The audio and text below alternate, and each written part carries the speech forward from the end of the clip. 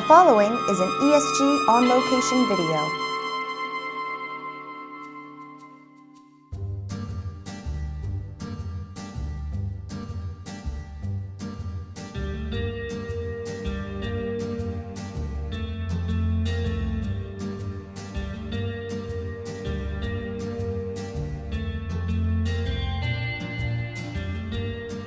Welcome to NetApp Insight 2016.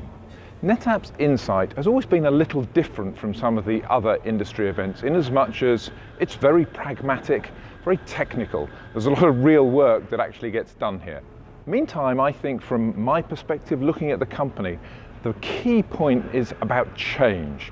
There's a lot changing in the industry. Everything from hearing from George Kurian that NetApp is now the fastest growing SAN vendor. And obviously this is the first year that this conference takes place with EMC, maybe not gone, but folded into Dell. So that leaves a popular discussion about NetApp being the last big independent storage company, the last man standing, if you like. But I think the story is actually not that at all, and I'll come back to that later on in this video. Meantime, let's hear what my boss, Steve Duplessie, founder of ESG, what he thought of the conference.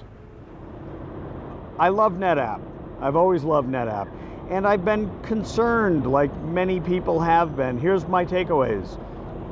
The company hasn't fundamentally changed. They still don't tell people the great things they do. If they did, I can only imagine the wonderment that would happen here. The good news is that there's been a change at the leadership ranks. I loved all the old leaders, but new people are good. New people are mixing things up. New people are saying things that should be said. New people are not afraid of the repercussions of what historically has been waffle only. These guys are interesting. In every single meeting that I went to, and Mark was in most of them with me, he'll have more details, but in every single meeting I went to, I went, oh my God, I didn't know that. So my knock to NetApp is, why don't I know that? And my kudos to NetApp is, oh my God, you've got stuff that everybody wants to know. We'll see what happens.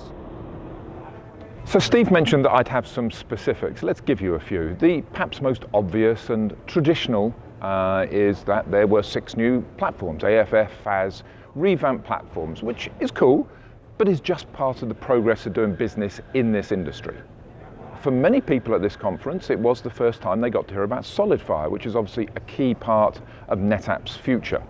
And then there was also, perhaps the biggest news of all, the revamped version of ONTAP 9. Now, the interesting thing about that is it's a lot more new than you might think just by it having an iterative number in the ONTAP family. And more importantly, it's really a bridge between the traditional NetApp and where NetApp is heading with its whole data fabric promise and endeavor. And perhaps that's where I really want to concentrate, because the other thing we got at this conference, lots of granular, small manifestations of a reality behind data fabric. And quite honestly, I think given what Steve said, those are things that even NetApp doesn't realize quite how much it yet has of a compelling story there. Those are some of the specific things changing. I said at the introduction to this video that there's lots of talk about, NetApp being the last big independent storage company standing. I think actually that's not the point here. It's not about being the last storage company standing. It's about being the first company to stand up a data fabric. Now, whether that's capital D, capital F, or just generally, doesn't really matter right now. Clearly, for the company to succeed, there's a lot of change internally as well as in the industry. And that's a lot to deal with. There are new people, new processes, new ways. Everything from selling to development is changing at NetApp. What I do see, though, are lots of shoots of spring and innovation. The one challenge is, can it deliver? What I would hate to see is the bright ideas of data fabric. I'd hate to see NetApp, if you like, become what Xerox was to the PC industry, where really, as we all know, PARC designed, developed all those things that we're used to today for personal computing. From the computer to the internet to the mouse to GUIs, it all came from there, and they never made any money from it. NetApp has all those similar ideas, and hopefully, if it can deliver, then it will not be the Xerox of the cloud age.